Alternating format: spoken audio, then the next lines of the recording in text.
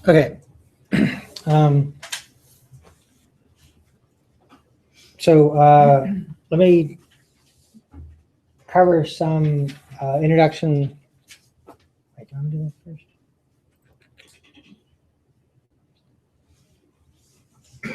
Yeah, let me talk a little bit about the introduction tissues, and then we'll get to the microscopes. So I showed you the 4 different types of tissues this image points out. I want to talk a little bit about where tissues come from, which is going to help quite a bit to set up some understanding, especially for connective tissues.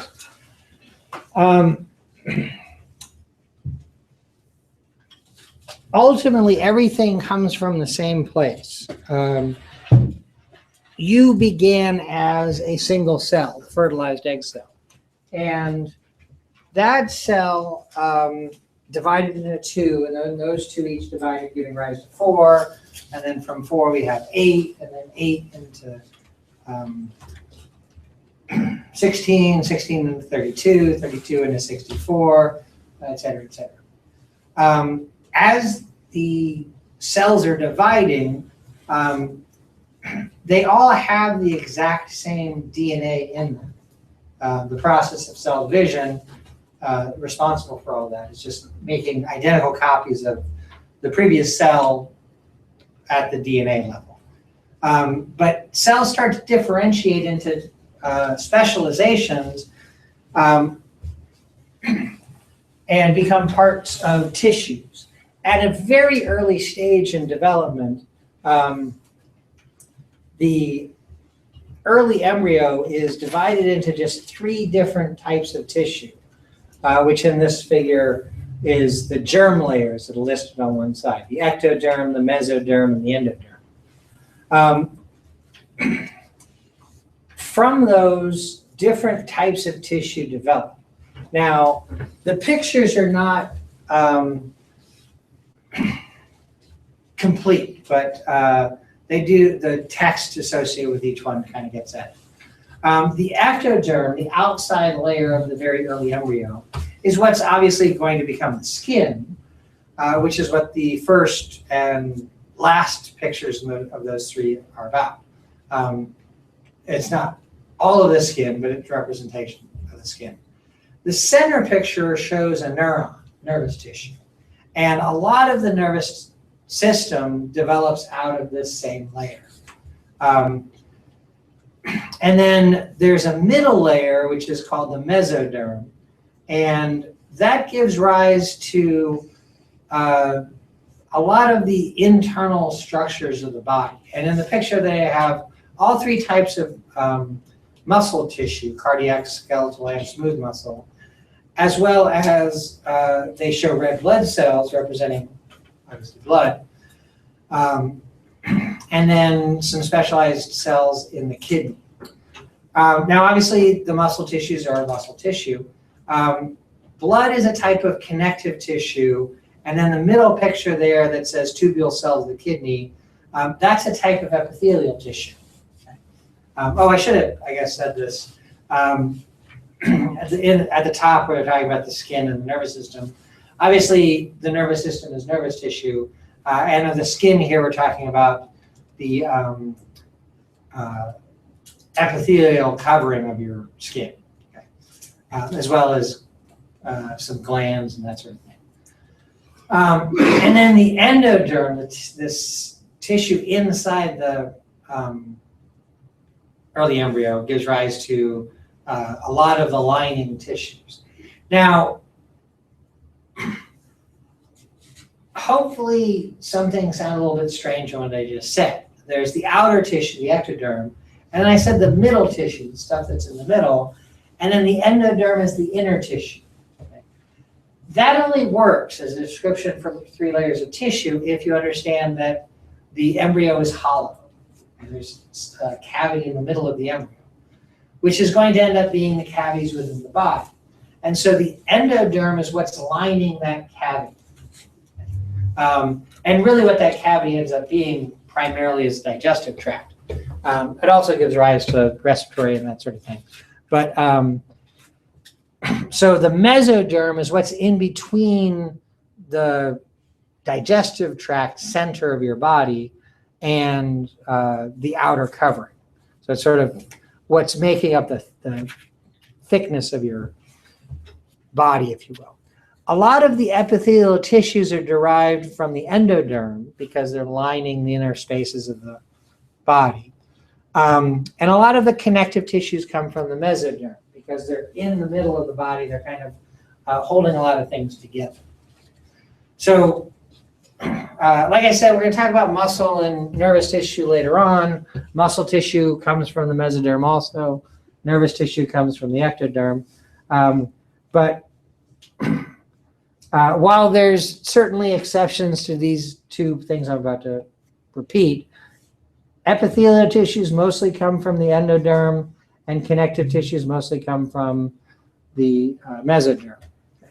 Now, there certainly are connective tissues that are found in other layers and epithelial tissues that come from other layers too. For example, the skin is an epithelial tissue. That's obviously the ectoderm. But the pictures are not a complete representation of what comes out of that layer. That's just some representations. But really, if you look at the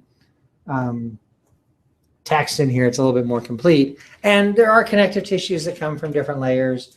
For example, bones of the cranium. Bone is a connective tissue. They grow out of the ectoderm also. And the tubule cells of the kidney that I pointed out in the mesoderm layer, those are epithelial tissues. So epithelia is made in all different parts, and connective tissues are, that sort of thing. But it's a pretty straightforward way to kind of think about the different layers of the embryo and what becomes the different things there. Now, this will kind of make more sense at the end, and actually I'll come back to it later on, but I want to point out to you here, if we think about the levels of organization, chapter 1 of the book kind of sets up that idea, and then chapter 2 is the chemical level of organization, chapter 3 is the cellular level, chapter 4 is the tissue level, then we go on to organs and organ systems. The basic levels of organization, chemical, cellular, tissue, organ, system, and organism. Those 6 levels of organization are not a perfect representation of all the different levels of organization there are.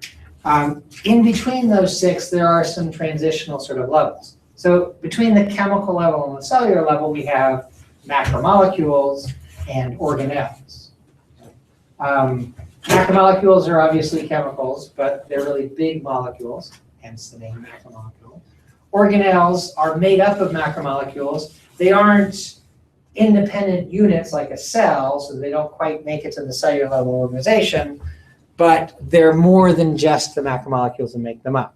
So there's sort of a transition there. And from cells to tissues and tissues to organs and that sort of thing, you have some transitions also.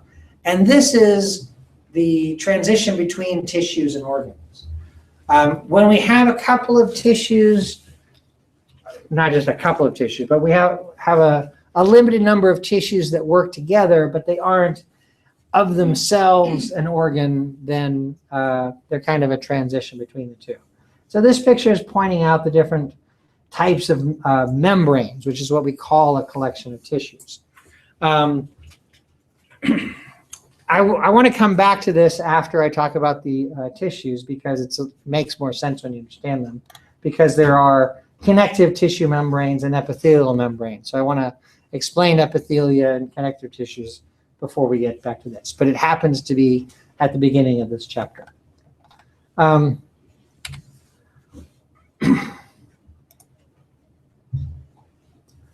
Now, the focus of what I want to cover here is really how we organize or classify tissues. And by doing that, we learn about their functions to some degree. So we're just going to do that for epithelial and connective tissues rather explicitly. Epithelial tissues are organized based on two concepts.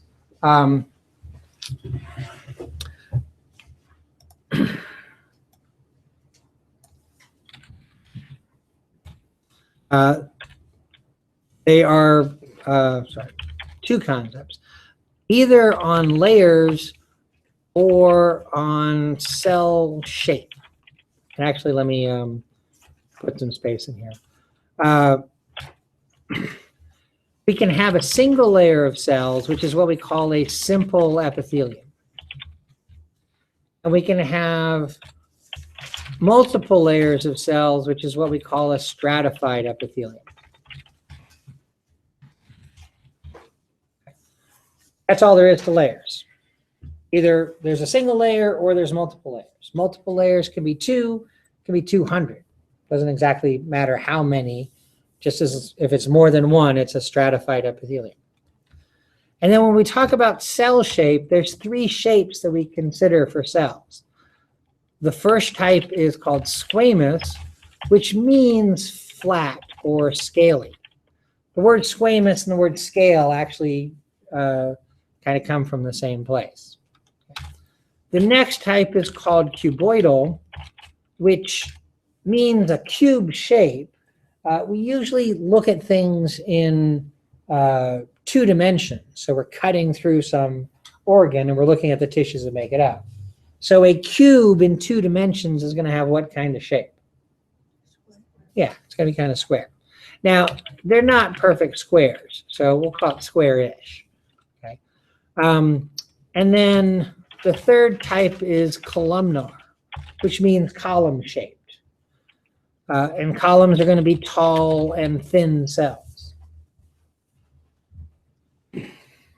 Now, another way to think about the cell shapes is also because of their nucleus shape. So next to each of these in parentheses, I'm going to put nucleus shape and location. So flat squamous cells have flat nuclei. Cuboidal cells have round nuclei that are centered, which just means they're going to be kind of right in the middle of the cell. Okay. And then columnar cells can be round or oval, but they're usually offset in position. So sometimes the cell shape isn't that easy to make sense of, so we can use the nucleus to get a little bit of an idea of what we're seeing.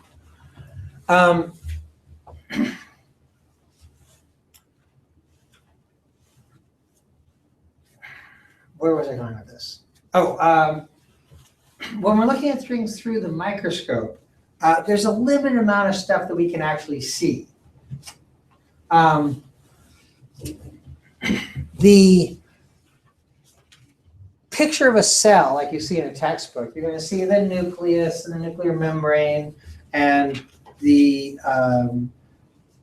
ribosomes and endoplasmic reticulum and Golgi apparatus and mitochondria and all that stuff. All that's drawn into the picture in the textbook. But under the microscope, you actually can't see most of that stuff. So to understand what you're actually seeing through the microscope, let me just give you a little idea of what, how viewing tissue through a microscope works. We cut a piece of tissue, say we take a kidney and we cut it on a special slicing machine that makes very, very thin slices. And by very, very thin, I'm talking about maybe 2 to 500 millimeters? No. Micrometers, sorry. 2 to 500 micrometers in thickness. Now, a micrometer is 1/1000th of a millimeter, bless you. So 200 micrometers is 2/10 of a millimeter. Okay. 500 micrometers is 5/10 or 1/2 of a millimeter. Okay, so we're talking about very, very thin sections. a millimeter is 1/1000th of a meter, so it's, you can see a millimeter. It's a very small distance. You could probably make out 1/2 millimeter thickness, but when you're getting into really thin things like 200 or whatever millimeters of thickness, you're probably not going to be able to see that thickness from the edge. Okay. Now, the tissue's put onto a microscope slide. It sticks to the microscope slide actually because we dehydrate it, and that helps the tissue to actually stick to the glass. But when we dehydrate tissue, it also shrinks a little bit. So you'll sometimes see things under the microscope that look strange, and it's really because the tissue shrank when it dehydrated, like tears in the tissue, that kind of thing. And then we shine light through the microscope slide, and therefore through the very thin slice of tissue. Now, when that happens, light will just shine right through a very thin piece of tissue like that. Okay. Imagine that you took some turkey breast that, for your sandwich, and you sliced it really thin. Okay. If you could slice it at a 1/2 millimeter thickness, you'd be able to read through that turkey breast. There's nothing inherent in tissue or cells at that thickness that we can see them. There are a few exceptions to that. Red blood cells we can see because when oxygenated blood, hemoglobin in blood is red. We can see that. Even when it's not oxygenated, it has sort of a dark red to purple kind of color to it. There are pigment cells in your skin that make melanin, and we can see melanin. It's a black pigment. So we can see a few things, but your average cell doesn't have any inherent color to it. And so if we have a very thin layer of tissue and we shine light through it, we won't actually see anything. When we do see things in tissue that's thicker than 1/2 millimeter, what we're seeing really are those kinds of pigments I just mentioned. Okay. Tissue will often have a reddish to pink appearance to it, which is really just the presence of blood in that tissue. And then, we see skin color because of the pigments that are in that kind of skin.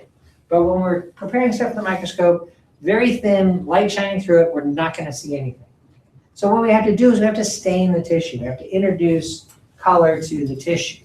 And so the stains we use, and we're not going to be doing any staining, we're going to look at the prepared stain slides, but we have in this cabinet here material to do staining. So this eyedropper bottle here, for instance, has a substance in it called methylene blue. And that's a cell stain. Now, the way that cell stains actually work is a bit more complicated than what I'm going to suggest, but the concept is fine for what I'm going to say. The stain is made up of a solution of a charged pigment molecule, and it has a positive charge to it. So when you put it on tissue, it's going to be attracted to molecules that have a negative charge, because opposites attract. So when we put stain on tissue, whatever stains darkest is whatever is going to have the most negative charge to it. Okay. And actually things that don't stain are things that don't have a charge to them. Okay. So when we're talking about lipids earlier, I was talking about polar and nonpolar. That's what I'm talking about. Polar has a charge to it, nonpolar doesn't. And so when you stain material,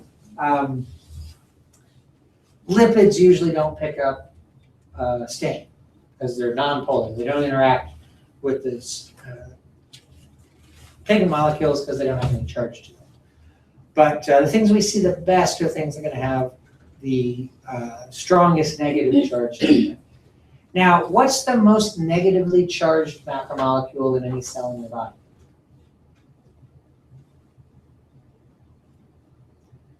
Now, probably none of you are sure what the answer to that is. You're like, how the hell should I know that? I don't expect you to know that. Sometimes somebody does know that. But the other way of asking that question, based on what I just told you, is what picks up the most stain when we stain a cell? I'm sure many of you have seen Cells under the microscope. What's the most obvious thing in a cell that's been stained? The nucleus, right. So knowing that the nucleus picks up the most stain, it's the darkest staining thing, it's got to contain the most negative component of the cell. So let's ask that question again. What's the most negative macromolecule found in any cell of your body? Okay, now here's where I get to be disappointed here. But I usually get silence at this point. What I'm really asking you is what macromolecule do we find in the nucleus of a cell? Nucleic acid. We can be more specific than just nucleic acid.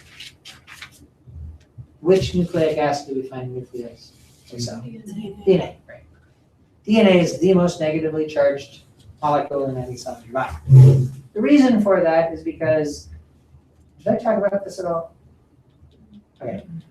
The beginning of the semester here is really kind of tough between AP1 and AP2 because I do this for AP2 when I'm talking about the endocrine system, which I did last week for them. And so I just want to be sure I wasn't repeating myself. But so, anyways, what is the individual unit of DNA or any nucleic acid? Proteins are made up of amino acids. Nucleic acids are made up of. I remember what that is. I did show you last week. Somebody actually said the word earlier today. Remember we were looking at the membrane and I said what thing isn't up there? And the answer is nucleic acid. Somebody actually said the word I'm looking for. Nucleotide, right. Nucleotide is an individual unit of a nucleic acid. DNA is a double-stranded chain of nucleotides. And I didn't talk about this. I remember making a little twisty thing to show you that. I talk about base pairs and length of DNA. Okay, I didn't do that. All right. So when we're measuring the length of DNA, we measure it as the number of base pairs. Okay, so this is the twisty thing I did for you the other day. So where the two strands come together, there's a pair of nucleotides. And then there's another pair of nucleotides, another pair of nucleotides. So each pair of nucleotides is a base pair. Okay? And how many base pairs there are in a piece of DNA is how we express its length. Okay. What do we call one piece of DNA that's in the nucleus?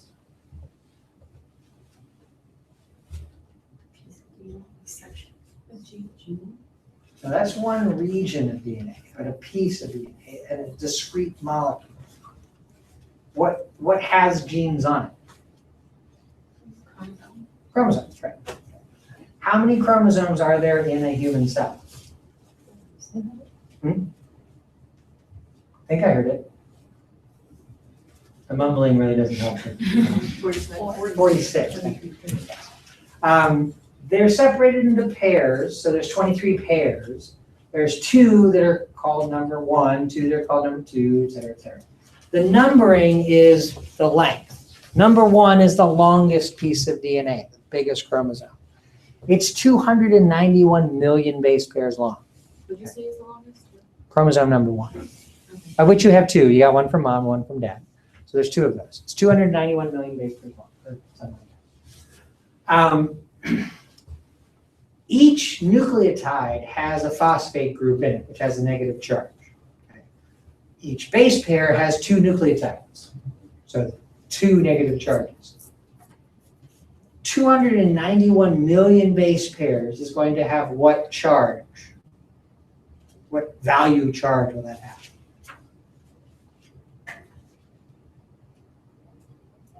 Remember word problems from math?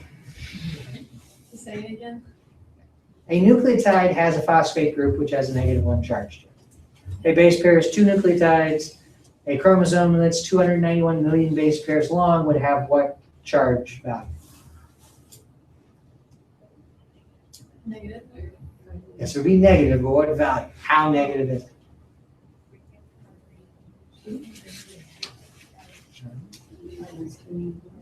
Yeah, 2 times 291 million, which is like 382 million. So it's a very, very negatively charged molecule. Now, actually in a nucleus, some of that negative charge is offset. There are DNA binding proteins that have a positive charge, and they neutralize some of that. But still, overall, it's the most negatively charged molecule in the cell. And so the nucleus stains the darkest. If DNA is the most negatively charged molecule in any cell in your body, what's the next most negatively charged molecule in any cell in your body? RNA, right. Same idea, made up of nucleotides. The only difference is that it's a lot shorter molecule. The smallest piece of DNA in your cells, well, if you're a guy, it's the Y chromosome, but everybody has chromosome, I think it's 21 second shortest. It's like 50 million base pairs long. So it has a negative 100 million charge to it. Again, some of that's offset by binding proteins. But RNA is nowhere near that. RNA is single-stranded, so it's not base pairs, it's straight up nucleotides. So each one is just negative charge. And they are much shorter, maybe thousands of nucleotides long, but not hundreds of millions. But still, it's a very negatively charged molecule. And again, some of that charge is offset, neutralized by positive proteins bound to it. But still, it's fairly negative charged molecule. Where do we find most of the RNA in our cells?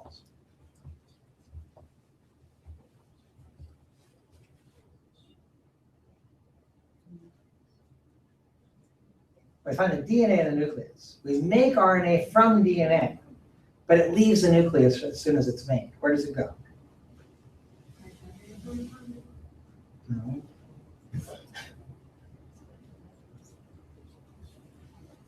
What are the different types of RNA in a cell? We designate RNA with little letters in front of them. There's mRNA, tRNA, and there's a few others. There's also rRNA. Does anybody know what the R in rRNA stands for? Well, the first R. It stands for ribosome. A ribosome is made up almost exclusively in RNA. What do ribosomes do?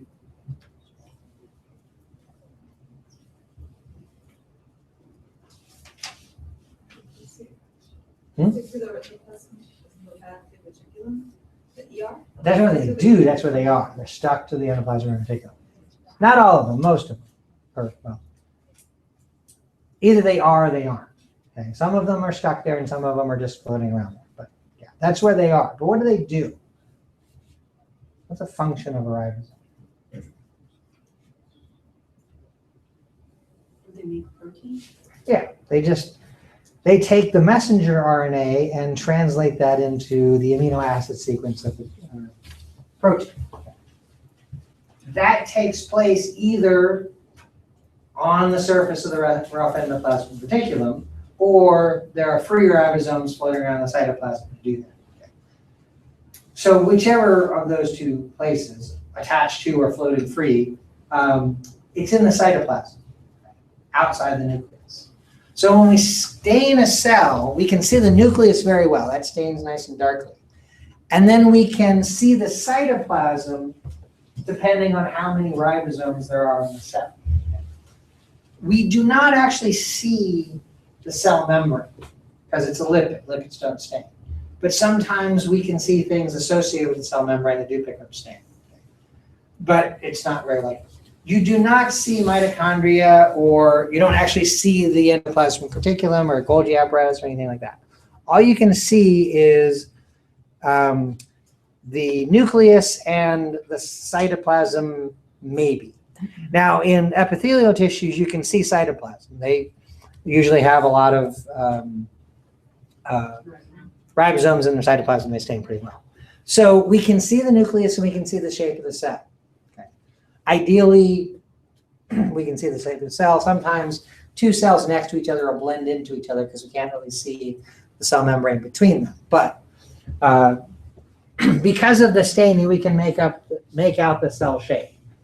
The nuclear shape and position is going to be a real big clue to what you're looking at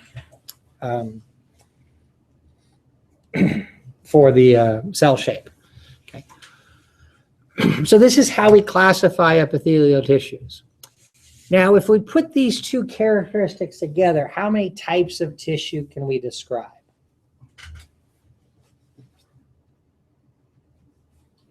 How many different combinations do we have here?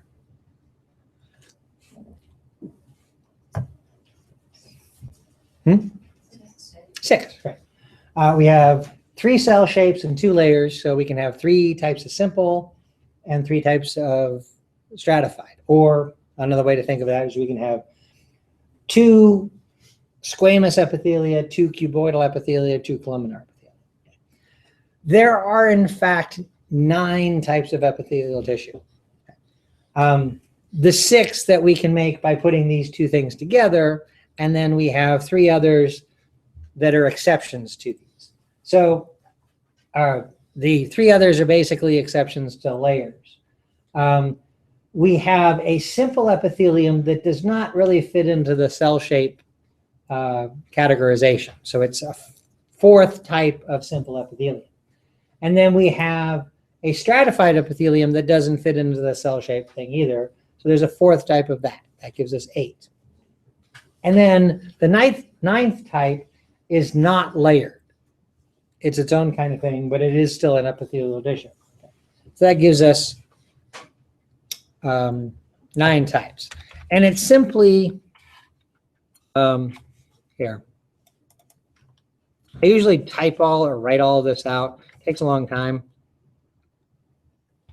I'm just going to cut and paste. Simple.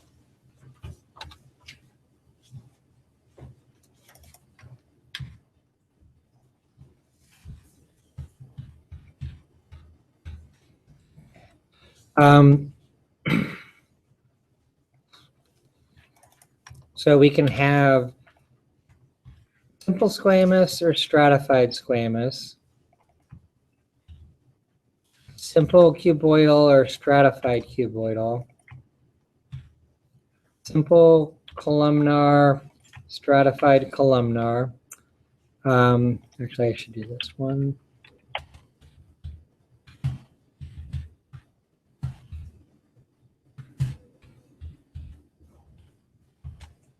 I'm just putting the numbers in here to organize this list. They aren't numbered, actually. Okay, so those are the 6 that are easiest to get to, okay, just from the layer and shape thing. And then there's a special kind of simple epithelium that doesn't quite fit into this kind of categorization. And it's called pseudo stratified. What does pseudo mean when we see that at the beginning of a false or fake or something like that? Okay. So that means that this is not really stratified. It looks like it could be stratified, but it's tricking you, okay, which students don't like to hear, and I'll explain that away later on. But that's the 4th type of simple epithelium. And then the 4th type of stratified epithelium is called transitional. Okay, it's kind of its own thing, doesn't fit anywhere. And then the 9th type is what we call glandular tissue. All right? Okay.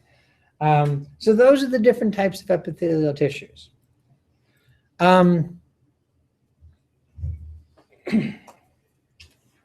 Now, you're going to be responsible for recognizing these tissues.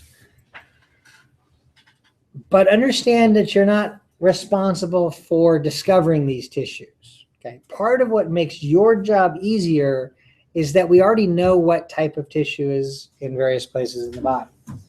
So your job is to look at the material and say, oh, this is simple squamous or stratified cuboidal or whatever. a lot of what goes into doing that is actually looking at the tissue and recognizing looking at the slide and recognizing what's in front of you. You might not recognize the epithelium by itself, but you can say, oh, I know where I am, so it has to be such and such. For example, I'm going to start off showing you these things by looking at the kidney. And in the kidney, we would see both simple squamous and simple cuboidal in the area that we're going to look. You can tell those two apart from each other pretty easily. But none of the other things on this list are in the kidney. So if you know you're looking at the kidney, you know you're only looking at one of those two types of epithelia. Or pseudostratified, we're going to look at specifically in the trachea. Okay. So, and the trachea slide is pretty recognizable for what it is. So if you know you're looking at the trachea, you know you're looking at pseudostratified. Stratified squamous doesn't look like any other epithelium. We can usually pick that out pretty easily on its own. Transitional is very unique because it does not have the cell shapes that the other ones do. Transitional cells are kind of big, oval, roundish cells. I always kind of think they look like mushroom caps, that kind of thing. So that's pretty easy to see. Glandular tissue you can usually figure out because it's not organized into layers like other tissues. Okay?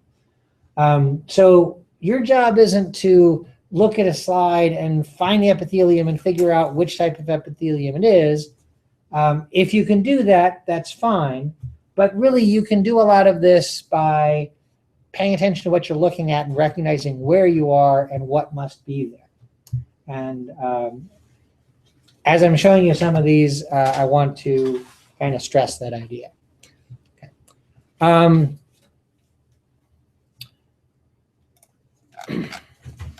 So in the book, I'm going to skip over this part. An important part of epithelia is that the cells are kind of stuck together. In lining or covering things, they're not unlike the tiles or bricks that we have making up the lining of this room, okay, the walls or the floor or the ceiling. So whether it's the bricks in that wall or the tiles in the floor or the ceiling, they come very close together, sort of making a complete lining to this room. Cells are like that too, and so this part that I'm kind of skipping over is just talking about the different ways that cells are attached to each other in epithelium. So this is the book's depiction of cell shape. So we have squamous, cuboidal, and columnar, and then we have a simple and a stratified example of each. And then this is pseudostratified. Now I said that the fourth type of each layer doesn't really fit in with the cell shape type. But pseudostratified actually is columnar in shape also, but there's a big difference. This is a simple columnar epithelium. All of the nuclei are ovals that are offset in the tall, thin cells, but they line up with each other. It's a very obvious row of cells.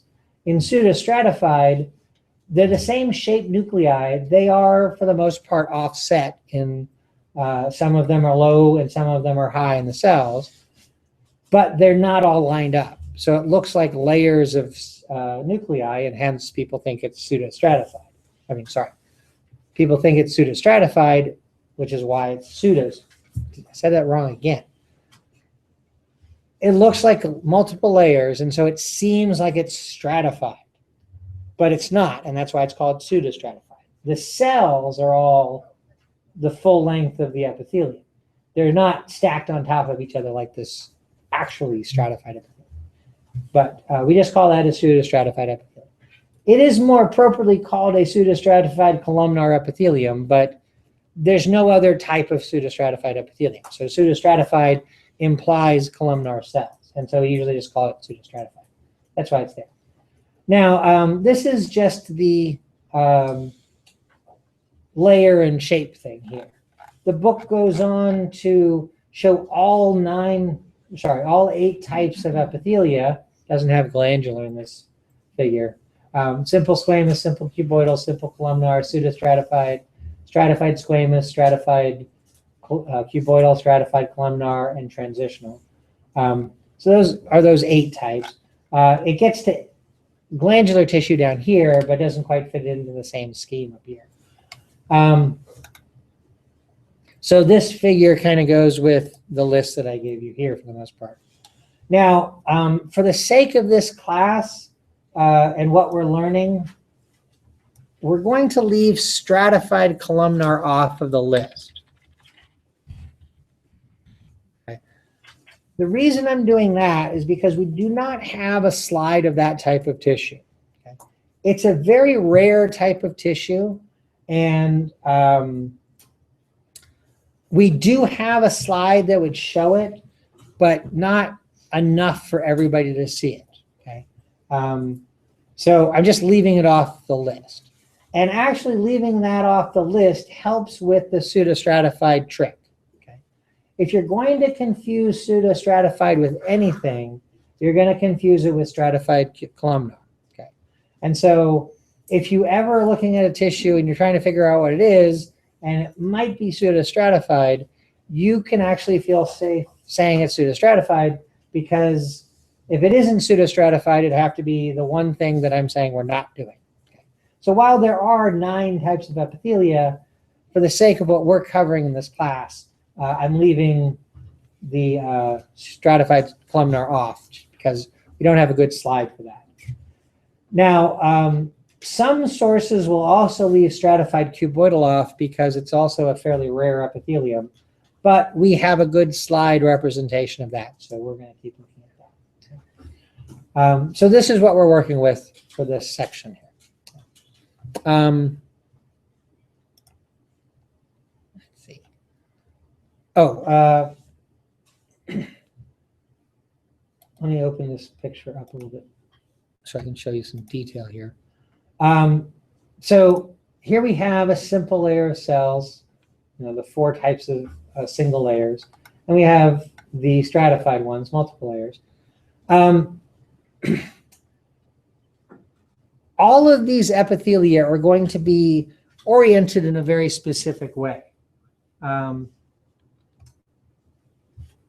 They're going to be next to empty space on the slide.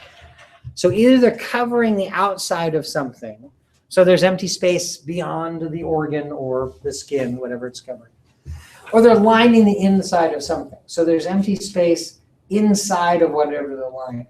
Okay. So one side of an epithelium is always going to be adjacent to nothing.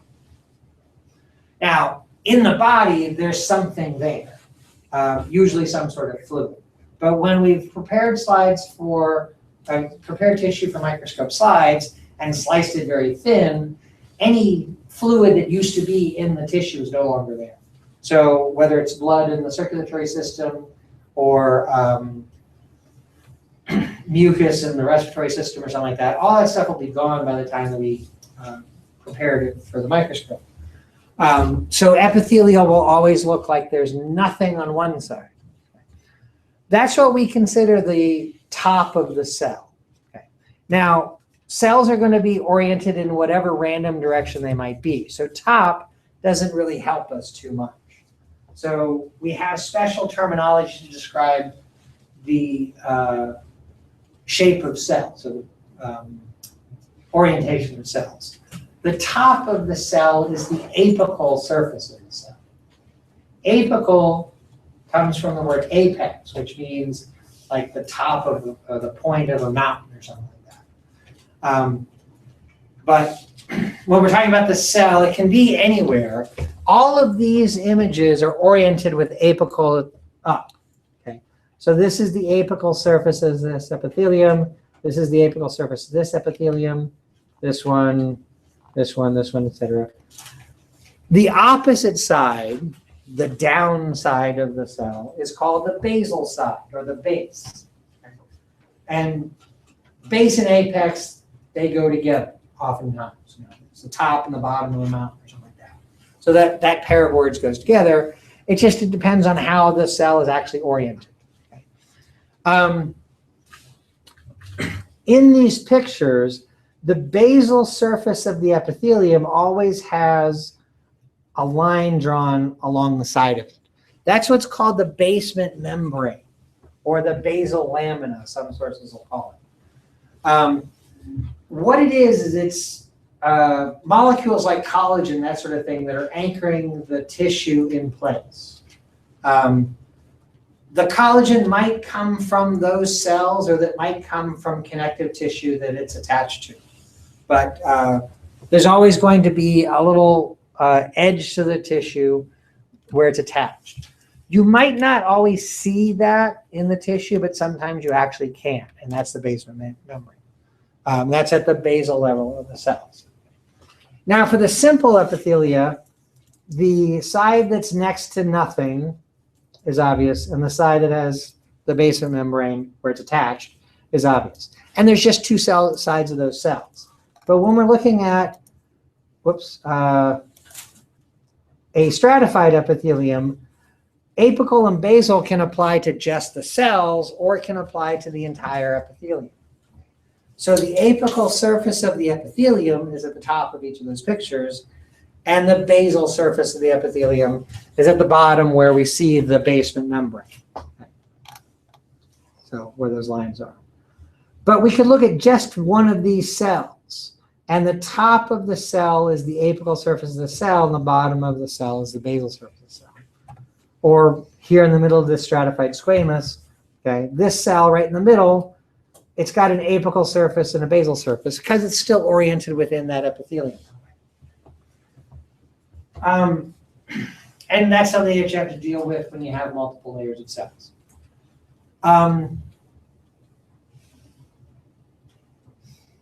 Now, another thing that's important when you're dealing with multiple layers of cells, it comes back to this idea I mentioned that the cells are all stuck together. Remember, it's like a brick wall. Okay? So this wall here in the classroom, okay, imagine each of these cinder blocks is one cell. Okay? They're held together. In the book, they talk about what holds cells together. In this, it's actually held together by mortar. It's a brick wall. So there's no space for anything to get through this wall. Same is true for a stratified epithelium. There's no space for things to get through the epithelium. Why that's most important is because one thing that we need to get to every cell and every tissue are nutrients and oxygen, those sorts of things. We need to clear away waste products. So tissues have to have some sort of blood supply. Epithelia do not have a blood supply directly to them. They can't be too thick that nutrients can't diffuse through them and waste molecules can't diffuse out of them. So back to the brick wall here. Imagine this electrical conduit here that goes from the power outlet up to this switch box here, which contains electrical wires. Imagine that's a blood vessel. Okay, just to orient you. So blood in this blood vessel can release nutrients and oxygen, that sort of thing, that can diffuse into the tissue, and then waste products from the tissue can diffuse out, get to the blood to be carried away.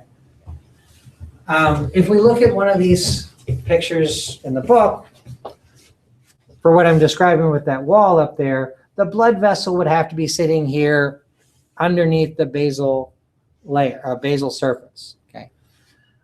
So imagine the cursor image there, the little magnifying glass, the circle part. Let's say that's a blood vessel cut in cross section. Okay. So components from the blood can diffuse into the tissue, and waste products from the tissue can diffuse out to get to the blood to keep that tissue alive. Okay. Now, this is true of the simple epithelia also, but it doesn't really matter for the simple epithelia. Blood vessels can't go through a cell. Okay? No cell in your body has a blood vessel passing through it. Cells have to at least be adjacent to a blood vessel. So for a simple epithelium, there's a blood vessel sitting right here, then blood will just exchange things with that cell just like it would do with any other cell. Okay. But when we're talking about a blood vessel for this epithelium right here, one of the more apical cells up top has to get nutrients that are diffused from the blood through the tissue, or waste products have to diffuse through the tissue back to the blood to be cleared away. Okay.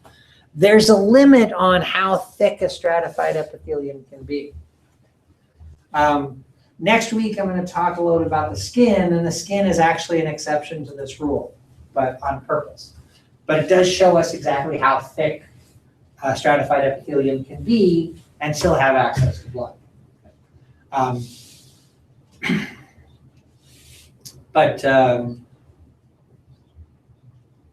So the epithelia, as a rule, are avascular, meaning they don't have blood vessels. It's important for stratified epithelium because sometimes the cells can be a distance away from the blood vessel, and they have to rely on things diffusing in and out. And that distance of diffusion is important on how well that tissue can succeed. Now, this stratified cuboidal epithelium is just 2 layers thick, which is usually the case for stratified cuboidal. So it doesn't have a real big problem to play with diffusion. But stratified squamous and transitional epithelia are usually pretty thick, and so they need to, their thickness is going to be related to that diffusion aspect. Glandular tissue is different. Glandular tissue is not avascular. Well, I should say some is not avascular.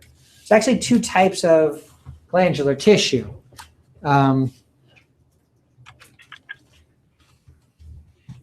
Which the book sets up here. There are endocrine glands and exocrine glands. Endocrine glands secrete hormones, and exocrine glands secrete things outside of the body, like sweat or something like that. Endocrine glands have to secrete hormones into the blood. So there's blood vessels in endocrine gland tissue. Okay, so endocrine glands not avascular. Okay. Exocrine glands are more like layered epithelia, but they're also usually pretty small, so diffusion's not a problem through them. So they'll still be avascular, but that's not, well, no, I should take that back. Depending on the size of the gland, sometimes they're still vascular. Like, I think salivary glands are vascular because they're pretty big glands. But sweat glands are avascular because they're really small.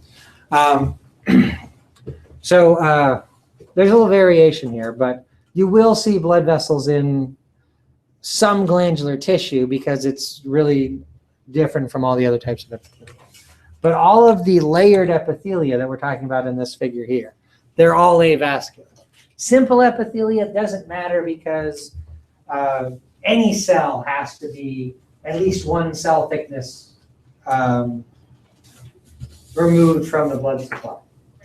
But stratified epithelia, it's an issue because of diffusion through the tissue. And when we talk about the skin, that's really the only place where that diffusion thing is an issue, and I'll remind you of that next week when we're talking about the skin. Actually, I'll be talking about the skin because we'll be looking at skin as an example of epithelial tissue. And so I'll come back to talking about that when we're looking at the skin slide. But anyways, so that's how epithelial tissues are classified. In this table here, they show you what it looks like under a column that says cells. And then they have a column that says location, which is various places that you can find things, and then a list of functions. So epithelial tissues are going to be lining and covering things. That's their structural function, which is kind of an odd way of saying it. But these functions are getting at what those epithelia do, what their job is. So like simple squamous epithelia often have to do with absorption and secretion. Stratified squamous epithelium is all about protection. Transitional epithelium stretches. It's special. It's what lines the bladder. And so when the bladder fills, the transitional epithelium can stretch. So the bladder has the ability to enlarge and hold more volume, that sort of thing. So those functions are all listed here. So you can get an idea what the different things mean. I'll have some specific ones to show you. Actually, no, I'm going to talk about that here. Let me go to the histology website that you have a link for, because I want to show you how this works. So I'll use this to show you a little bit about epithelia. And I got to change the link. Come on.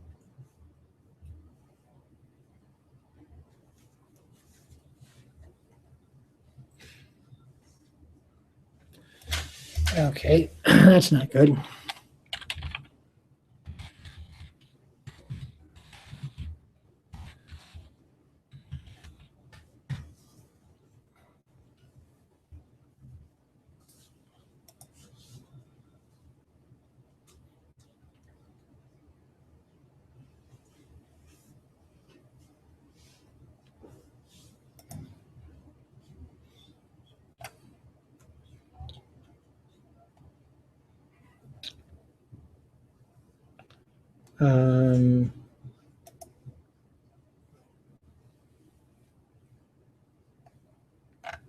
That's weird. It's not a good sign.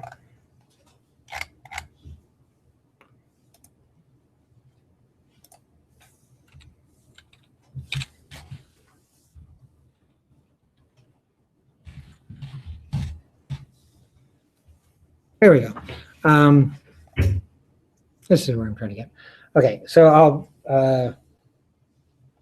so I don't forget, let me just change that link right now.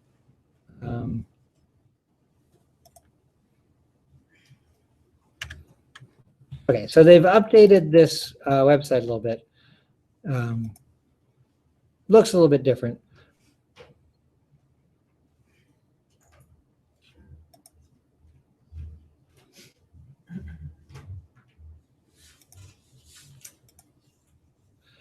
If you're trying to get to that link that I just changed, I think it might not quite have worked. But search for University of Michigan virtual microscope, and you should get to this page that keeps kicking me out. All right, let's just go. Oh, okay, that's strange.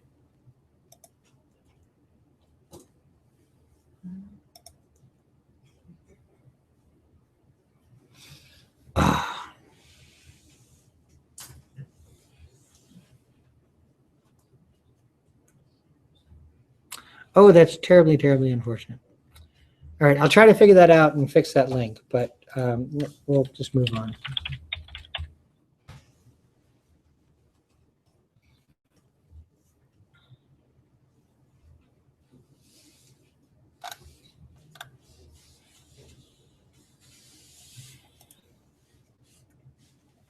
Okay, so I just did a search for epithelium on Google. So when we're looking at tissues, we can usually tell tissues apart just in general because they don't stain quite the same.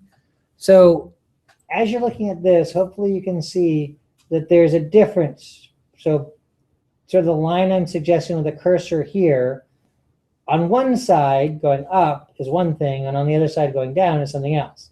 Okay. So there are a lot of very dark black dots down here, which is very different from what we see above. So there's two different types of tissues here. They just look very different. Okay. At this point, we don't care about what type of tissue it is, but you can usually recognize differences like that. Or go to another slide. This sort of ribbon at the top looks very different from what makes up below. That's two different tissues. And do that again with this picture here. So there's sort of this darker reddish pink color up top and a fairly distinct line here and something else down below. Okay. So you can usually pick out different tissues, not necessarily what type of tissue it is, but you can see that there's a transition, or I should say a border between tissues because they look different, they stain differently. Okay, so any of these that we look at, we should see that. So in this picture here, this bracket kind of shows you the length of the whole tissue. Okay. This picture here is very similar to the one I picked up at the beginning because there's this little fringe on top. Okay. Some cells have extensions of the cell membrane called cilia, and that's what's up here. Okay. So this is an epithelium with a fringe on top, a cilia, that's next to blank space. Okay. So since it's next to blank space, this has to be an epithelium. Okay. Now, as you're looking at this, you can see nuclei. There's one there, there's one there, there's one there, there's one there. They're in different positions, okay, suggesting multiple layers. Okay. But the cells are also tall and thin. So here's a nucleus here and here's a nucleus here, which tells us how wide the cells are. And we can see that the cells extend quite a ways up. They can be kind of tall. Tall and thin means it's columnar. And it looks like there's multiple layers of nuclei there. So this has to be what? Pseudostratified. Now, it's possible to say, well, this could be stratified columnar, except for the fact that we don't have to worry about that one. So all of the clues I pointed out to you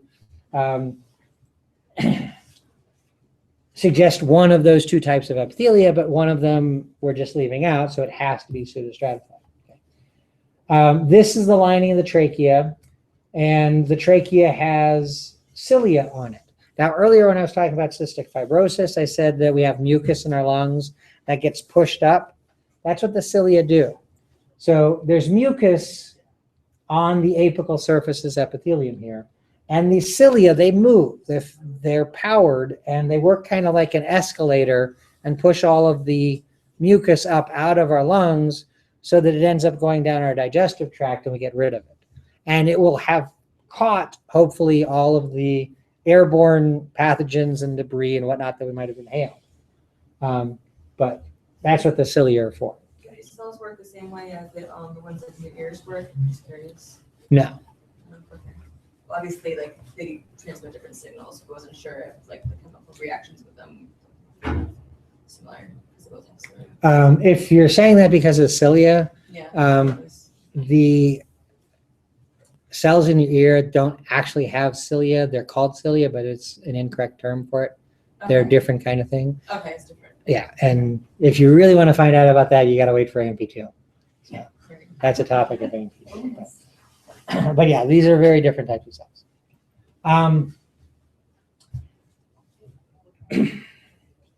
So we can see the apical surface because it's next to the empty space, and we can see where the basal surface would be because we know where the transition into some other type of tissue is down here. Let's see. I showed you this one a second ago. The boundary between this epithelium and the adjacent tissue is pretty distinct. We have empty space up here, so this is obviously the apical surface, and this is the basal surface. With this one, you can kind of see a hint of a line right at the edge there. Now, this is a kind of small image, but the basement membrane on this is actually picking up a little bit of stain. You can actually see that. But you don't have to see the basement membrane in an epithelium to know where the epithelium stops and the next tissue starts. Okay, like this one, can't see anything, but obviously it's right in here. This one, you can't see anything, but obviously it's right in there. Actually, you can kind of see it there, but it's a very distinct edge. Okay.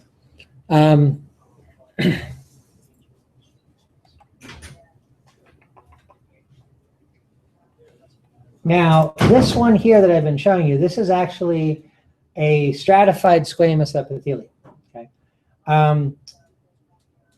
We know it's stratified because we can see lots of nuclei there in sort of layers. The thing about calling it stratified squamous, these are obviously not flat cells. They have round or even oval nuclei in them for the most part. When we're talking about a stratified epithelium, the name comes from whatever the apical-most cells are. Okay? And these cells are flat. Okay? You can see a flat nucleus right there, right there. Here's a nucleus that's not quite right at the edge, but it's kind of flat too. With a stratified squamous epithelium, what happens is all of the cells are born down at the basal layer, and as they get older, they get pushed up towards the top. And as they get pushed up towards the top, they get flattened out. So the top layer of cells is always going to be squamous, and that's why it's called a stratified squamous epithelium. Stratified cuboidal, all of the cells are cuboidal, so it's kind of obvious that it's that way. The problem is that they're fairly rare, and they don't usually look so perfect.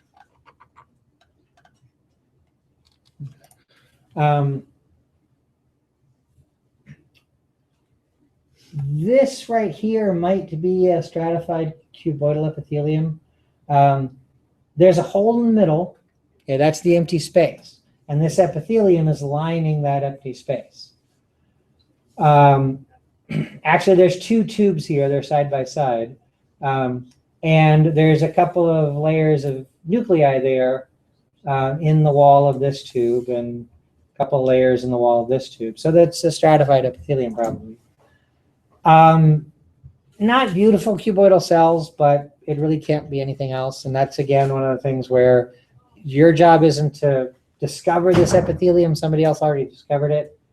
You just look at this and say, well, it's a small stratified epithelium, so it must be stratified cuboidal.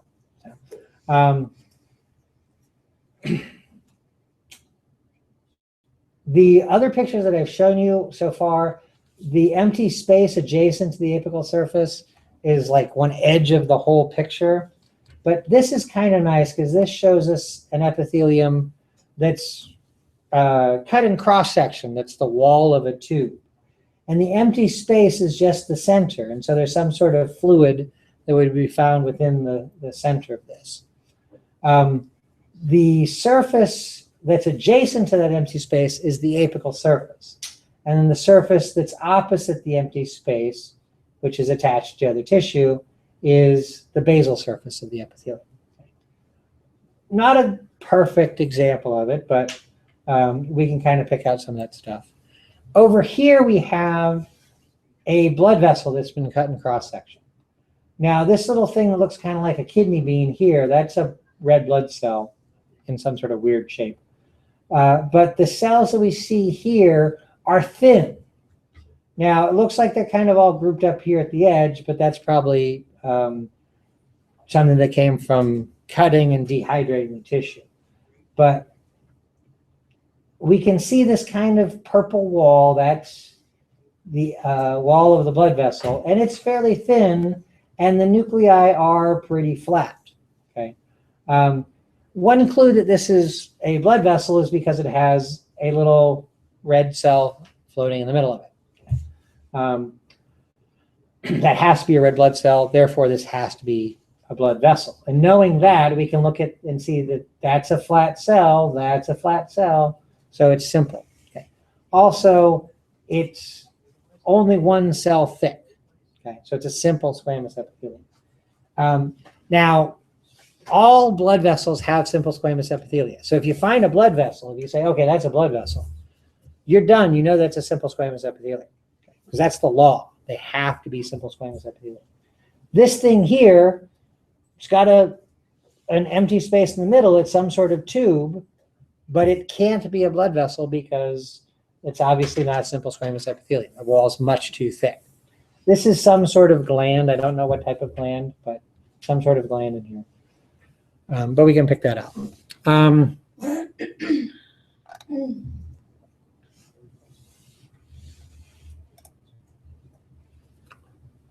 So this is labeled pretty obviously as a simple columnar epithelium, and they've done a nice job of kind of outlining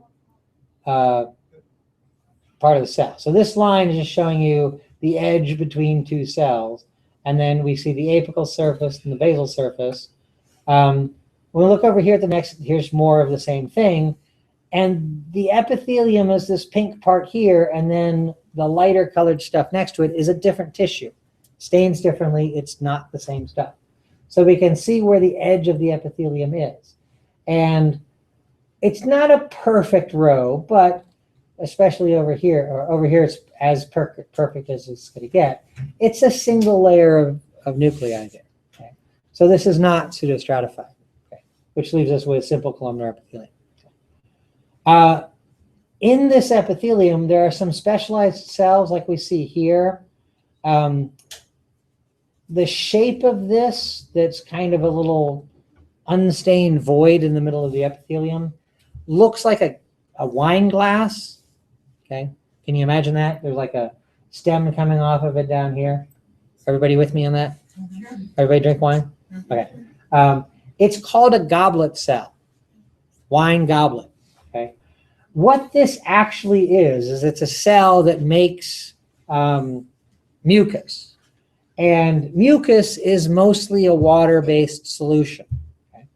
And so where all of that mucus is being made, it doesn't pick up a lot of stain because water doesn't really stain.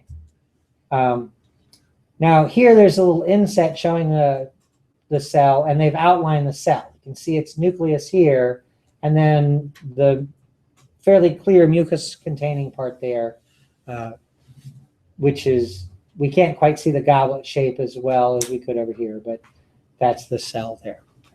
In the book, they show a goblet cell, and they show a little bit, the drawing suggests what we would see if we were looking at it with an electron microscope. The goblet part that doesn't stain very well up here, all of these sort of yellow blobs represent vesicles that contain mucus, watery mucus, and so they don't pick up a lot of stain, and so they show up as little voids there. And we can see the rest of the cell where the nucleus is and the organelles because that picks up stain. So here's an example from the book. Oops. Here's an example that I just pulled in an image search, but same type of cell there. They don't all look identical, but you can pick them out because there are those little voids there. Here's another one over here. There's one there. There's one there. Might be one there. They're here and there. In this tissue here, they're all over the place. Okay, these are mucus glands in the intestines, and all of these sort of little light spaces here represent goblet cells. So there's a nice clear one right there. There's a bunch of goblet cells here because they're making a lot of mucus. It's going to be secreted onto the surface of the small intestine here.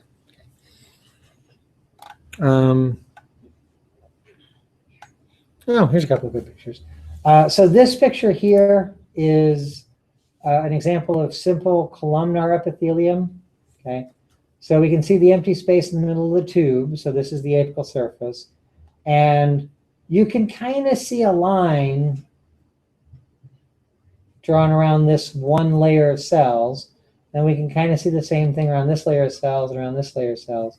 So we see what is that? 1, 2, 3, 4, 5, 6, 7, maybe 8, 9 little tubes cut in cross section. Each one is a single row of cells making up a little ring. Okay? And they are cuboidal cells. It's a little hard to really see the square shape because of the extreme curve of the tube, but they have fairly round centered cells, and so that's cuboidal.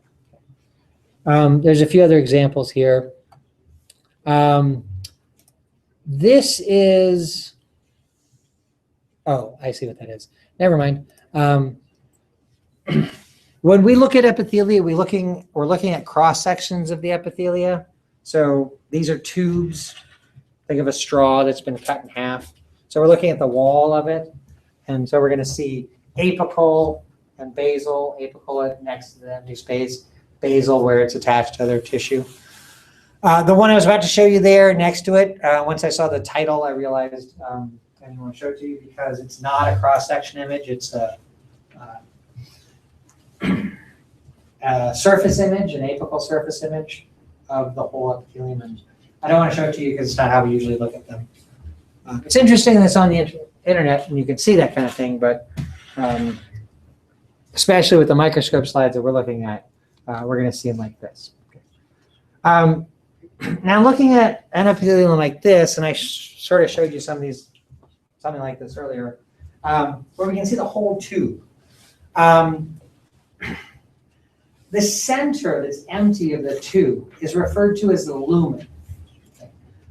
We use the word lumen a lot when we're talking about hollow spaces in organs. So the tube that food moves through your digestive tract, through the esophagus and stomach and intestines, et cetera, that's called the lumen of the esophagus or stomach or intestines, whatever. These happen to be tubules in the kidneys, and so these are the lumen, it's the lumen of one of those tubules. Okay. In the functioning kidney, in living tissue, that tubule is filled with fluid as the kidneys are processing blood and making urine. But when we're looking at it under the microscope, we've sectioned the tissue and the fluid's no longer there, so it looks empty. The word lumen, as its root, L-U-M, is talking about light. Okay, so like the word illuminate. Lum means light. The name lumen actually comes from what we see here. If you have tissue on a microscope slide and you look through it, look at it, and there are spaces where light is shining through glass, it's usually the lumen of a tube. Okay? That's where the word actually comes from. We use it to mean the empty space in a tube, but it's actually a word that came from the idea of light shining through that space there. These little thumbnails off to the side, you can see the lumen of these pretty big tubes here. You can see lumen of smaller tubes there. They're very obvious because it's really where there's no tissue and light shining through. Now, we use the word lumen to talk about the space inside a tube-shaped or hollow organ. We do not use the word lumen to talk about the space in a cavity. Okay. For instance, your brain sitting in the cranial cavity, there's a little bit of space between the brain and the cranium, the wall of the skull. There's some fluid in there that helps to protect the brain so that it doesn't get hit too hard.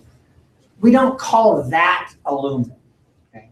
Because it's not a hollow space within an organ or a tube. It's a cavity.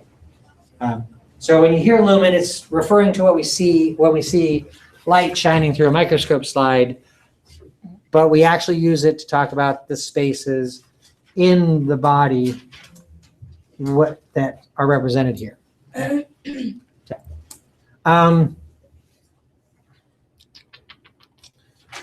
Okay, kind of what I was thinking about doing today was to talk about how we organize epithelial tissue and how we organize connective tissue, and then talk about how to use the microscopes. We only have a half hour left. I'm not going to get through that plan. What I'm going to do instead of the last half hour here is I'm going to talk about the microscopes, because then you'll be prepared to complete the microscope lab quiz. And then I'll talk about connective tissues next week. And what we're going to do next week is get the microscopes out and look at all these tissues. I'll explain how we're going to do that meaningfully or usefully or efficiently next week. But for this week, I just want to end with explaining how the microscope works. I don't know that I'm going to have you get the microscopes out as I'm doing this, just because of time. If it isn't obvious to you yet, I talk a lot. So given a half hour, I might end up talking about the microscopes too long and not have time for you to get them out and time for you to put them back. I do need to keep that in mind when we're using microscopes. There's a setup and cleanup times involved too. So let me switch to talking about the microscope for the sake of having something on the screen while I'm talking about it. Oops. Let me just do this.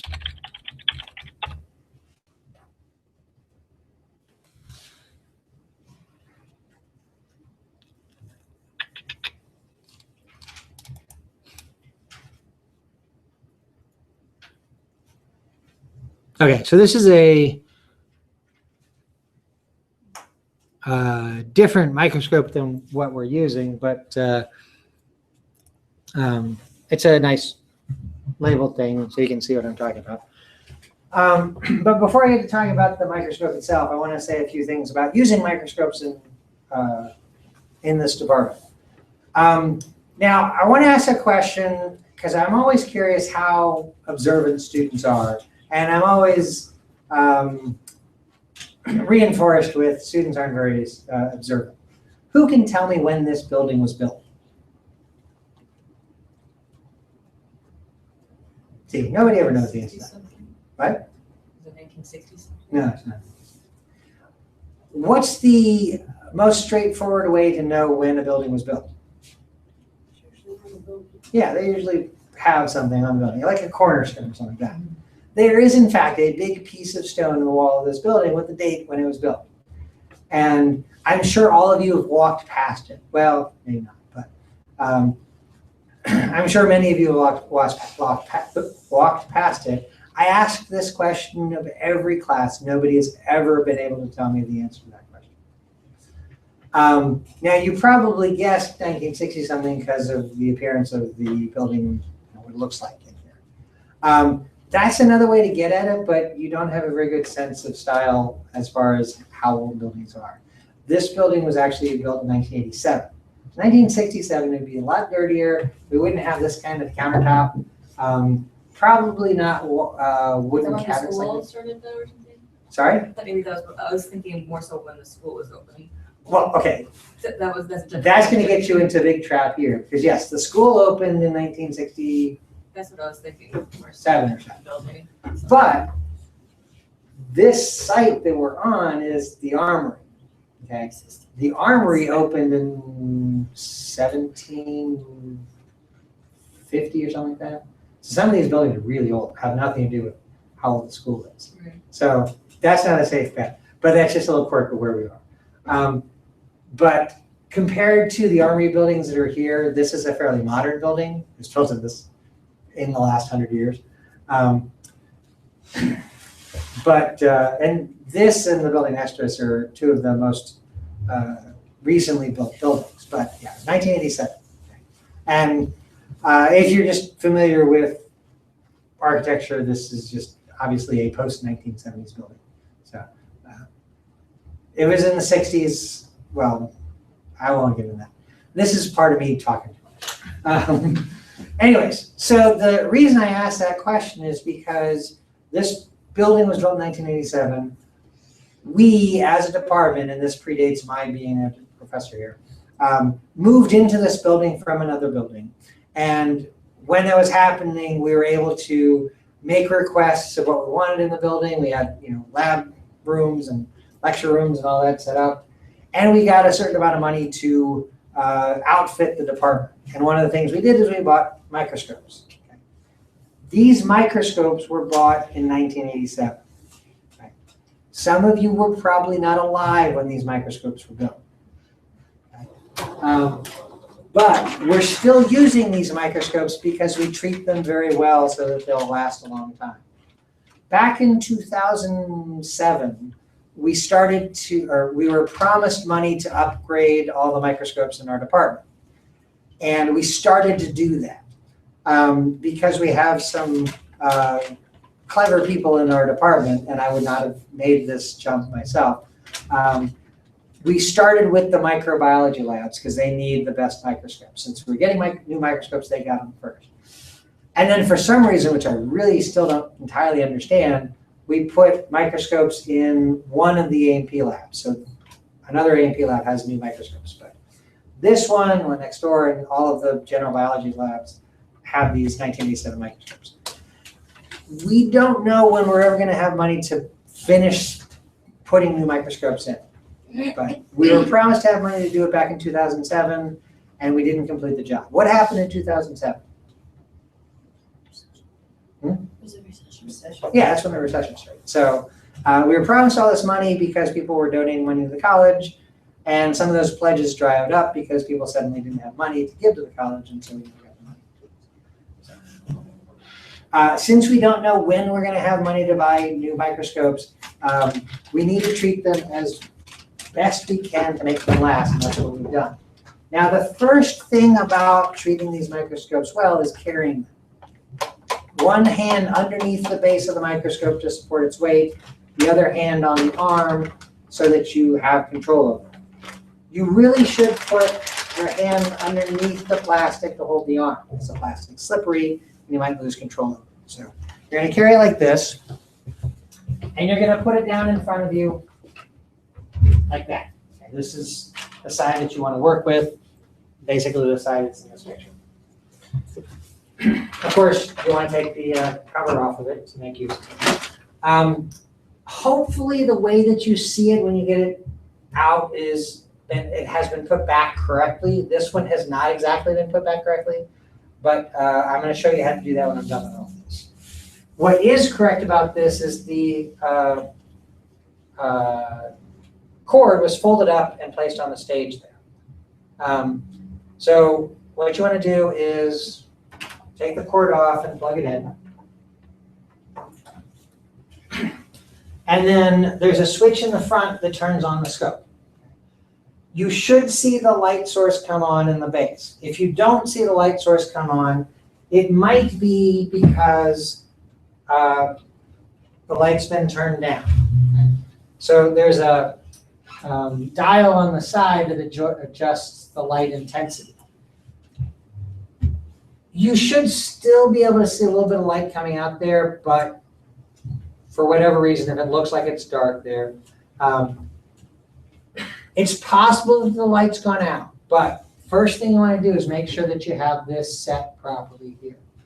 Some people will turn the light source down to its lowest setting before turning it off. Personally, I don't think that's really necessary. At one time, light bulbs were fragile enough that you started running enough current through to light it up immediately. It would make the filament lose life quicker, but modern light bulbs are probably not that fragile. So it's probably not a big a deal, but pay attention to that. If you think your light's gone out, I have spare bulbs and I can swap the bulb out real quick for you.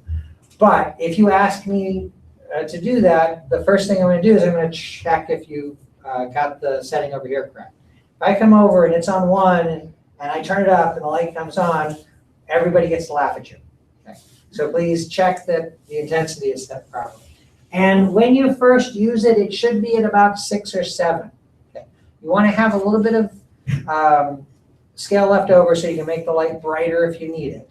And if you have it at full intensity when you're starting to look at it, it's going to really hurt your eyes. So around 6 or 7 is the proper intensity to have. Now the light is going to go up through this structure here that I'm moving up and down called the condenser. Okay. Condenser. The condenser is a set of lenses that focus the light path. And we can modify that. We can move the condenser up and down, which is going to adjust how the light's hitting our specimen. There's a little lever in the front here. So I have the tip of my finger on the lever right here. This is the position it should be in, but it might be anywhere all the way over here. And if you pay attention to the light coming out of the top here, as I move that lever back and forth, the light gets... I couldn't see your hand in front of the light. Okay. Well, can you see the light that I'm trying to show you is turning on and off?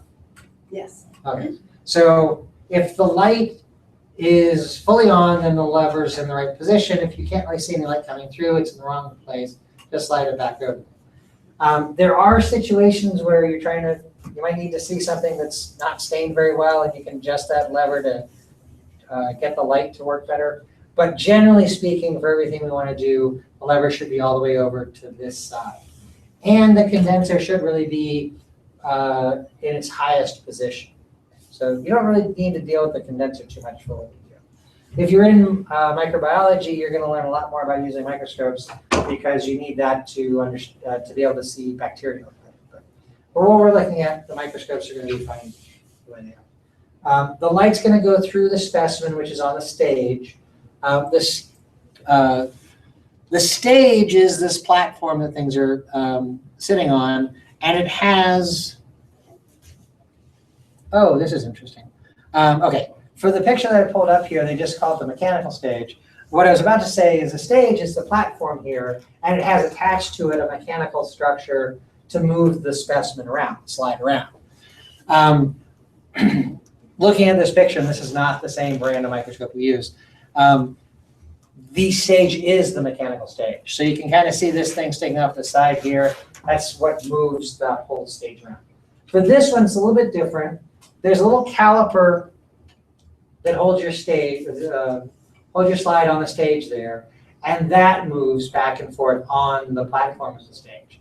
So for this, we have the stage and the mechanical stage, which are two different things. And the mechanical stage, we can move the slide around. Now, the mechanical stage has two dials associated with it. One moves the specimen side to side, and one moves the specimen backwards and forwards on the stage.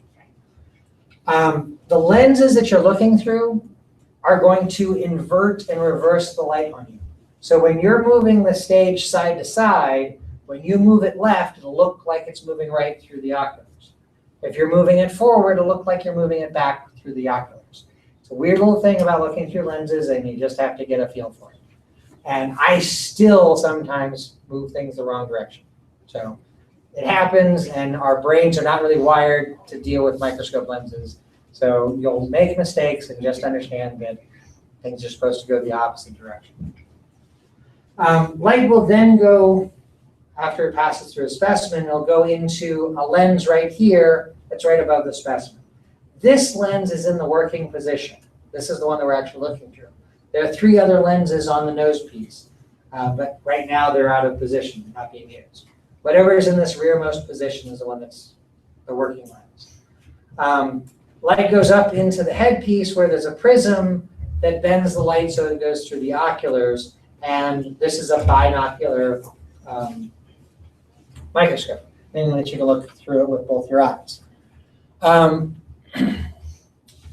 In the where the oculars are up here, the eyepieces, this particular picture that I have on the screen, you adjust the whole things, you like grab on these things and you move them kind of like binoculars, and that'll change the distance between the oculars.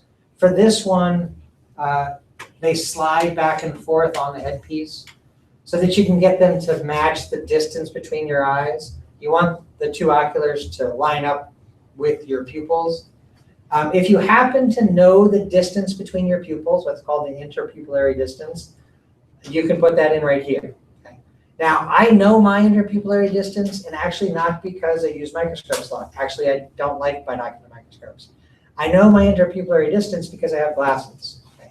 So the center of each lens of my glasses has to line up with the position of my eyes. So whenever I get glasses done, they have to check my interpupillary distance. There's a little device that they do that with at the optometrist's office. And so I was paying attention, and I know what number that is. For me, it's 65 millimeters. So I can set this to 65 millimeters, and that would be my interpupillary distance. If you don't know your interpupillary distance offhand, you can figure it out by moving it back and forth until it's the comfortable distance. But then notice where the scale is set, and then you'll know that number, and you can always set it. Your eyes are probably not both in the exact same focal, whatever, category of length. That's not the right word for it, but whatever. They don't focus quite the same. It's very unlikely that 2 eyes are going to be exactly the same. When you're looking through the right ocular, you can focus by moving the coarse focus knob up and down here. And then once it's in focus for your right eye, you can focus for your left eye using the little diopter right on that one. And then you can make sure that each ocular is focused to its particular eye. If you come back the next time, you can look at these settings and reset it exactly, and the next time you use it will be ready for you. The first time you want to set up for binocularity, you want to do that. Make sure that the oculars are the right distance apart from each other so that when you look through it, it's comfortable and you see a single image, and then you can focus the two oculars separately. Now, I just told you I hate binocular microscopes. I mean, I've been using microscopes for half my life at least. And I just don't feel comfortable looking through binocular microscopes. It has to do with my eyes and all that sort of thing. I always only look through one ocular. Now, part of the reason I do that is because when I look through microscopes these days, I'm looking through your microscope. And so if you've set it up to look through binocularly for you, and then I change it for me, then we'd have to change it back for you. So I always only look through one. And if you want to do that, if it's more comfortable for you, feel free. If you look through only one ocular, look through the right ocular. Inside the right ocular, not that you can see it from where you're sitting, there's a little metal pin. And that's what we use as a pointer. So that'll superimpose, I don't have a micrograph up here, but that'll superimpose a little black line that points to something that you can see in the field of vision. If I'm showing you something on a microscope, then that pointer is relevant. Okay? If you look through the left ocular, you won't see the pointer. It's only in the right ocular. So pay attention to that. Now about the lenses on the nose piece. These are called objective lenses. There are 4 of them. We only use 3 of them. They're designated by their focal length, or their magnification factor, I should say. Focal length would be like 35 millimeter, 750 millimeter lenses. They're designated by their magnification factor. The shortest one that's in the working position right now is the 4x objective. Sometimes that's also referred to as the scanning objective. It's the lowest power. You can see the most stuff on the slide, and you can scan around to find where you are on the slide. You should always start with the 4x objective in place, and that's the way it should be when you get the scope out. The person that used the scope before you might not have done that correctly, but it should be in the working position. When you focus with the 4x objective, focus with the coarse focus knob, and you can see that moves the stage up and down. The stage at its highest position right here is going to be out of focus. Focus is going to be a little bit lower than that, maybe about at this position. The stage can actually move quite a bit further down, but you're not really going to need it anywhere lower. Like I said, focus is usually going to be somewhere around this level here. Once you have the 4x objective in focus, you can move to the next objective, which is the 10x objective, or the low power objective. It should be in focus. Okay? The way that these are designed, the objectives are confocal, which means that they share focus. When you focus one, everything here is set up so when you switch to the other, it should be in pretty good focus.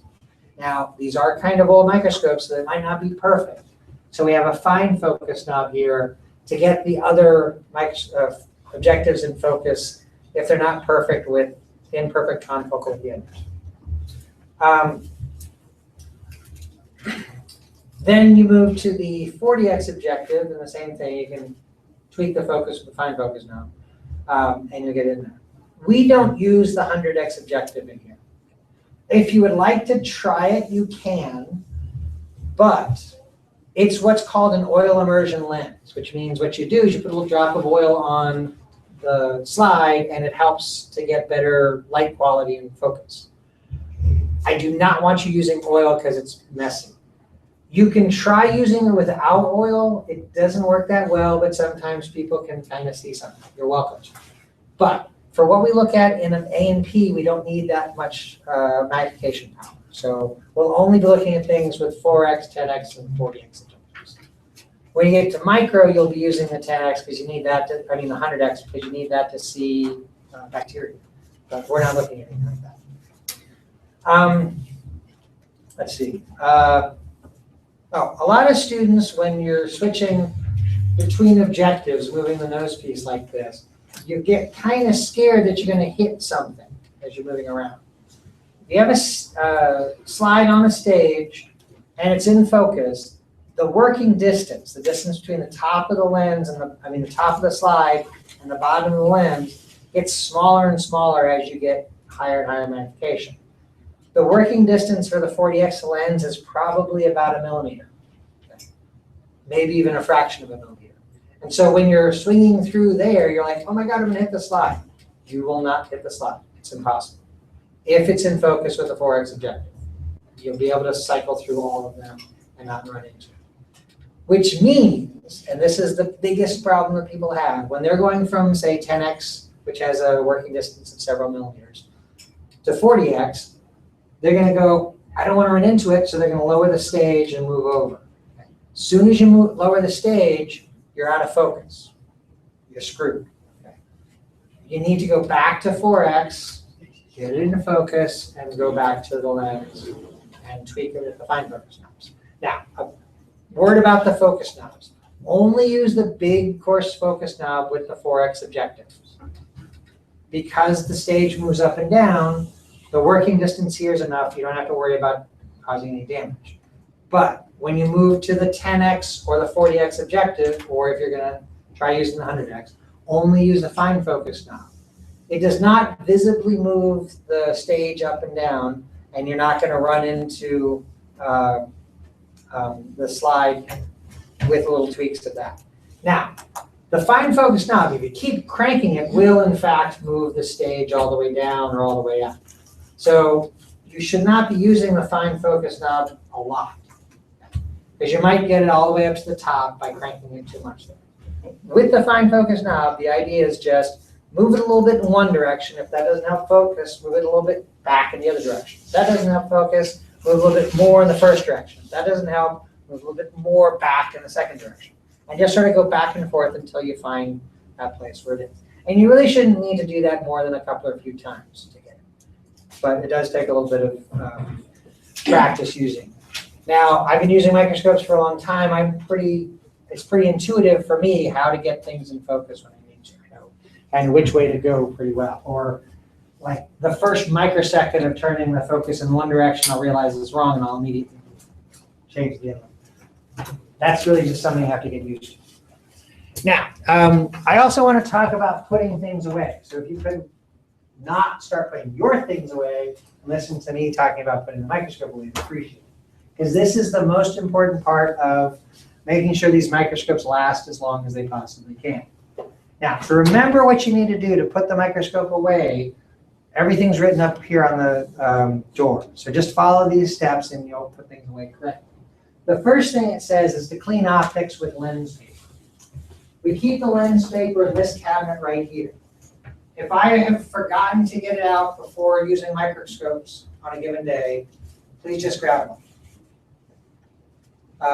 Lens paper is specifically for cleaning lenses, hence the name. And the reason for that is that the fibers that make up the paper are a very, very tight weave. So you can't get little particles trapped in the paper here that might scratch the lens. This is called a Kim wipe. It's essentially Kleenex. This is a looser weave of paper. You can get debris in this, which would potentially scratch the glass there. So only use lens paper to clean the lens. And when you're using lens paper to clean lenses, use a different spot on the paper for each piece of glass. If you do happen to get something on the lens paper, you don't want to transfer it from one to the next. So just use a different spot on the lens paper for each piece of glass that you clean off.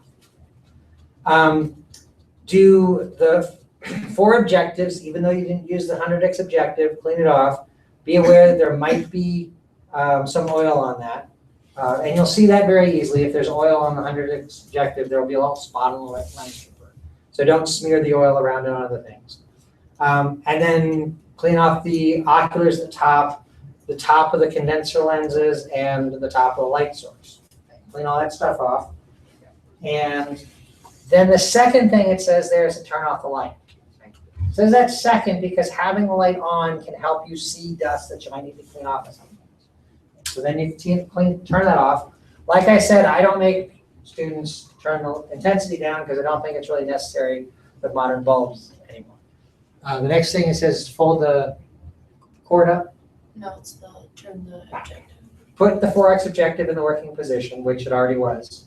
And then unplug, which doesn't actually say there, and fold up the cord. Now, the folds in the cord here are kind of what were there when we bought it. We just keep folding it up the way that it was.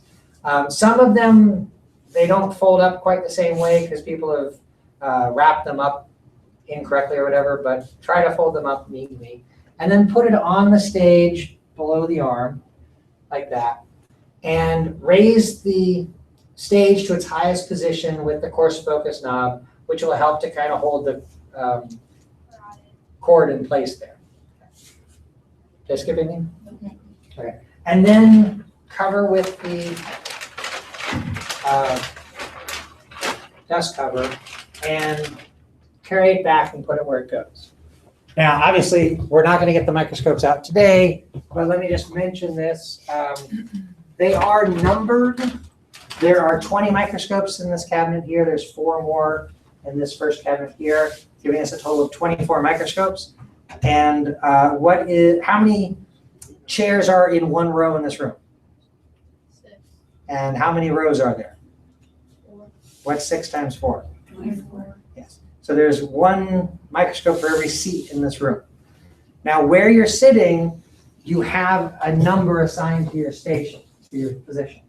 The power box in front of you has a number on either side. So this is 1, 2, 3, 4, 5, 6, 7, 8, et cetera, et cetera.